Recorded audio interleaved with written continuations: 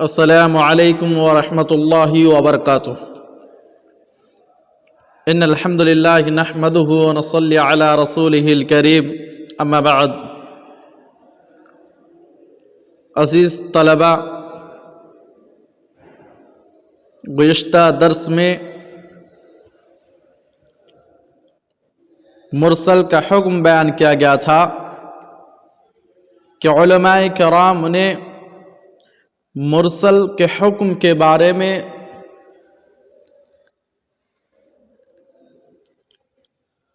بہت سارے اقوال کہے ہیں،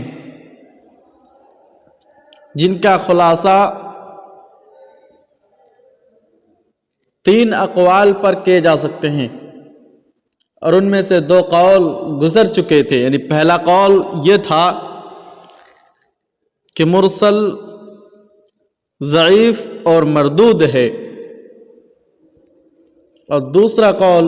یہ تھا کہ نہیں، مرسل صحیح ہے اور قابل حجت ہے۔ آج کے اس درس میں ہم تیسرے قول کو پڑھیں گے، جس کو کہ مؤلف رحمہ اللہ جیم کہہ کر کے بیان کر رہے ہیں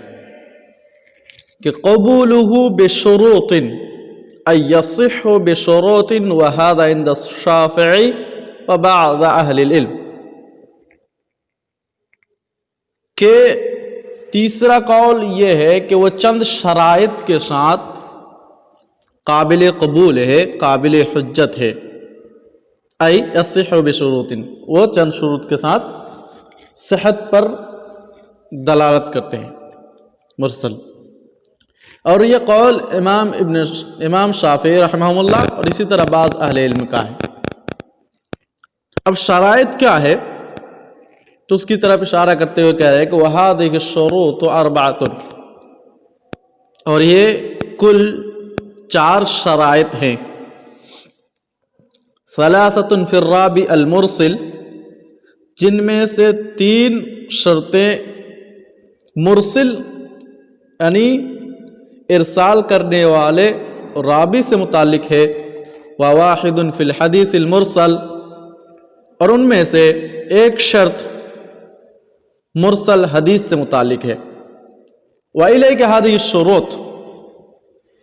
اور وہ شروط یہ ہے۔ پہلی شرط یہ ہے کہ أَن يَكُونُ الْمُرْسِلُ مِنْ كِبَارِ التَّابِعِينَ، کہ مرسل راوی کے بارے تابعین میں سے ہو۔ دوسری شرط ہے کہ وَإِذَا سَمَّى مَنْ أَرْسَلَ عَنْهُ سَمَّى ثِقَةً، اور جب وہ کسی مرسل عنہ کے بارے میں بتائے تو وہ یہ بتائے، یعنی جب ان کا نام لے تو یہ نام لے کہ وہ ثقہ ہے، یعنی جس سے وہ ارسال کر رہا ہے اگر اس راوی کا نام لیتا ہو تو صرف و صرف وہ راوی ثقہ ہی ہوتا ہو۔ تیسری شرط ہے کہ وَإِذَا شَارَكَهُ الْحُفَّاظُ الْمَأْمُونُونَ لَمْ يُخَالِفُوهُ، الحفاظ المأمونون کی جب وہ مشارکت اختیار کرے، جب اس مادہ اور اس فن کے ماہرین کے ساتھ وہ اس روایت میں شامل ہو، تب وہ ان کی مخالفت نہ کر رہے ہو۔ یہ 3 شرطیں ہیں جو مرسل راوی سے متعلق ہے۔ اور چوتھی شرط جو کہ حدیث مرسل سے متعلق ہے تو وہ یہ ہے کہ أن ينضم إلى هذه الشروط الثلاثة واحد مما يلي، کہ ان 3 شرائط کے ساتھ آنے والے شرطوں میں سے کسی ایک شرط کو ملا لی جائے۔ تو آنے والے شرطوں میں سے کسی ایک شرط کو ملانا چوتھی شرط ہے، اور آنے والے شرطیں پھر کیا ہے، کتنے ہیں؟ وہ 4 ہے۔ نمبر 1 أن يروى الحديث من وجه آخر مسندا، کہ وہ حدیث کسی دوسری سند سے مسند طور پر مروی ہو۔ نمبر 2 أو يروى من وجه آخر مرسلا أرسله من أخذ العلم عن غير رجال المرسل الأول، یا پھر یہ ہے کہ وہ حدیث کسی دوسری مرسل سند ہی سے مروی ہو اور ان کے راوی ان کے راوی کے یعنی پہلی سند کے راویوں کے علاوہ ہو. ان میں مرسل حدیث میں جو مرسل راوی ہے وہ الگ ہو بالمقابل دوسری سند کے. جیم تیسری شرط جس کو ملائی جا سکتی ہے وہ ہے او یوافق قول الصحابی، یا پھر ایک ہے وہ کسی صحابی کے قول کے موافق ہو، قول کے مطابق ہو. او یفتیٰ بمقتضاہ اکثر اہل العلم، یا اکثر اہل علم نے اسی کے مطابق فتویٰ دیا ہو. فَإِذَا تَحَقَّقَتْ هَذِهِ الشُّرُوطُ تَبَيَّنَ صِحَّةُ مخرج المرسل وما عزدہ، جب یہ شرائط محقق و ثابت ہو جائیں تو اس وقت مرسل روایت اور اسی طرح وہ روایت جو اس کو تقویت پہنچا رہی ہے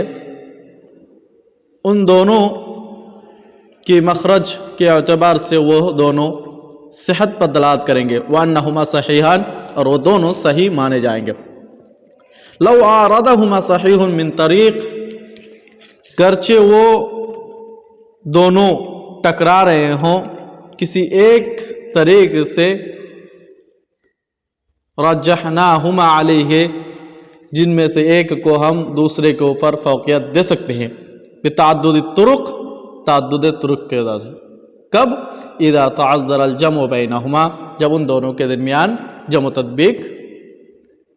مشکل اور ناممکن ہو. یعنی یہ کہ مؤلف رحمہ اللہ کہہ رہے ہیں کہ تیسرے قول کا خلاصہ یہ ہے کہ یہ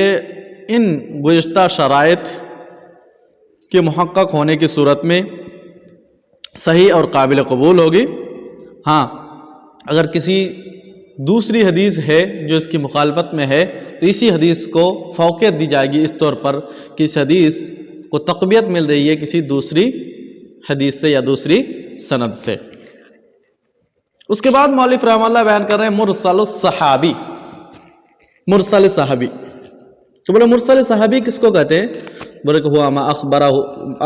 به الصحابی عن قول رسول صلی اللہ علیہ وسلم او فعله ولم يسمعه او یتشاہدہ. مرسل صحابی کس کو کہتے ہیں؟ کہ مرسل صحابی کہتے ہیں کہ کسی صحابی کا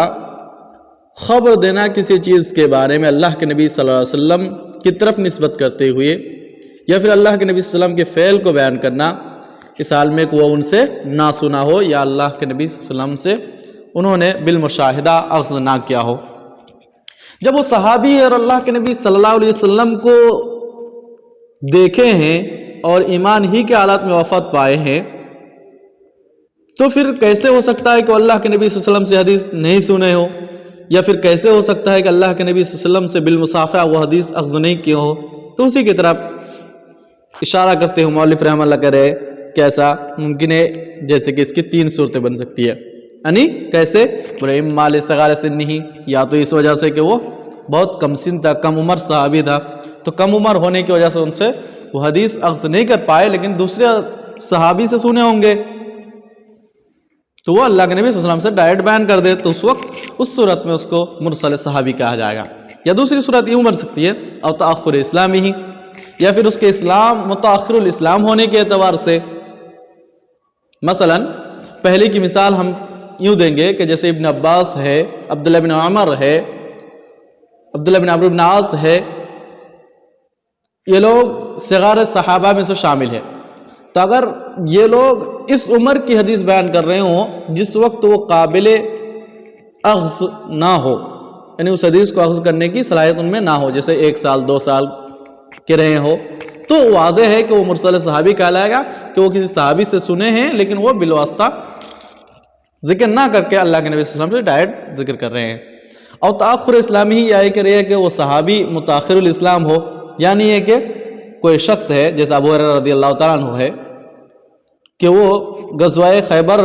کے موقع پہ اسلام لاتے ہیں. اگر وہ غزوہ خیبر سے پہلے کی باتیں بیان کر رہا ہے تو واضح ہے کہ وہ اللہ کے نبی صلی اللہ علیہ وسلم سے بالمصافحہ اخذ نہیں کیے ہیں، اللہ کے نبی صلی اللہ علیہ وسلم سے سن کے اس حدیث کو نہیں اخذ کیے ہیں. اس کا کوئی اور طریقہ ہے کسی صحابی سے سنے ہوں گے تو اس سے بھی وہی بول رہے ہیں کہ ایک صورت یہ بھی بن سکتی ہے کہ وہ متاخر الاسلام ہو اور وہ اپنے اسلام لانے سے پہلے کی خبر دے رہے ہو، او غیاب ہی،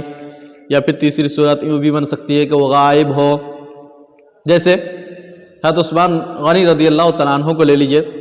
کہ حضرت عثمان غنی رضی اللہ تعالیٰ عنہ غزوہ بدر میں شامل نہیں ہو پائے تھے، کیوں؟ اس لیے کہ ان کی بیوی کی طبیعت خراب تھی۔ اگر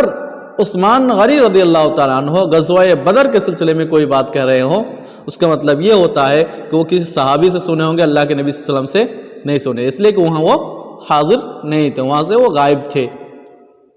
لیکن وہ کسی واسطے کو ذکر نہ کرتے ہو، اللہ کے نبی صلی اللہ علیہ وسلم سے بیان کرے تو بھی اس وقت حضرت عثمان غنی رضی اللہ تعالیٰ عنہ اس حدیث کو مرسل مان لے جائیں گے۔ ومن هذا النوع احادیث قصیرۃ لصغار الصحابہ، اور اس قسم یعنی مرسل صحابی والی حدیثیں بہت زیادہ ہے صغار صحابہ سے، جیسے ابن عباس ہے، ابن زبیر ہے، عبداللہ ابن عمر ہے، عبداللہ ابن عمرو بن عاص ہے وغیرہ ذالک۔ اس کے بعد بولے کہ حکم مرسل صحابی، کہ جب مرسل صحابی کو جان لے کہ صحابی سے بھی مرسل روایتیں منقول ہو سکتی ہے تو اس کا حکم کیا ہے؟ اس لیے کہ یہاں جو ہے مرسل وہ صحابی سے ہے تو گویا کہ اس کا حکم الگ ہونا چاہیے، اس لیے بولے الصحیح المشہور، اس میں مشہور قول کے مطابق یہ ہے کہ یہ صحیح ہے، الذی قطع بہ الجمہور، جس کو قطعیت کے ساتھ جمہور نے بیان کیا کہ صحیح ہے، انہ صحیح محتج بہ، کہ وہ صحیح ہی نہیں ہے بلکہ وہ قابل حجت ہے، لأن روایت الصحابہ عن التابعین نادرۃ، اس لیے صحابہ کرام کی روایتیں تابعین سے شاذ و نادر ہے، بہت کم ہے کہ صحابہ کرام تابعی سے روایت کرتے ہیں۔ وَإِذَا رَأَوْا عَنْهُمْ بَيَّنُوهَا، ہاں اگر وہ یعنی صحابہ کرام کسی تابعی سے روایت کرتے ہیں تو اس کی وہ وضاحت کر دیتے ہیں، اس کو بیان کر دیتے ہیں۔ فَإِذَا لَمْ يُبَيِّنُوا، چنانچہ جب اگر وہ بیان نہ کر رہے ہوں، وقالوا، اور یہ کہہ رہے ہوں، قال رسول اللہ صلی اللہ علیہ وسلم، کہ اللہ کے رسول صلی اللہ علیہ وسلم نے فرمایا، فَالْأَصْلُ أَنَّهُمْ سَمِعُوهُ مِنْ صَحَابِيٍّ آخر، تو اس میں اصلیت اس بات کی مانی جائے گی، اصل یہ مانے جائیں گے کہ وہ صحابی کسی دوسرے صحابی سے سنے ہوں۔ وحذف الصحابیہ لا یضر، اور وحذف الصحابیہ، اور صحابی کا حذف کرنا لا یضر، نقصان دہ ثابت نہیں ہوتے ہیں، اس لیے کہ الصحابۃ کلہم عدول، کما تقدم، جیسے کہ گزرا ہے۔ وقیل، یہ بھی کہا گیا ہے، ان مرسل الصحابی کا مرسل غیرہ فی الحکم، کہ یہ بھی کہا گیا کہ مرسل صحابی جو ہے وہ حکم میں دوسرے مراسل روایتوں ہی کی طرح ہے۔ وَهَذَا الْقَوْلُ ضَعِيفٌ مردود، اور یہ قول ہی مردود ہے، یہ قول قابل قبول نہیں ہے، قابل رد ہے۔ اس کے بعد مؤلف رحمہ اللہ مرسل پر مشتمل کتابوں کو ذکر کر رہے ہیں اور کہہ رہے ہیں کہ اشہر المصنفات فی ہے، کہ اس میں تصنیف شدہ کتابیں، تو المراسل ابی داؤد، جیسے کہ مراسل ابی داؤد ہے جو بہت مشہور ہے، اس طرح مراسل ابن ابی حاتم ہے، اس طرح جامع التحصیل لأحکام المراسل للعلائی ہے، یعنی امام علائی کی کتاب جامع التحصیل لأحکام المراسل ہے، اور اسی طرح کی وہ ساری کتابیں ہیں جس کے آخر میں مراسل کو الگ سے ذکر کیے جاتے ہیں۔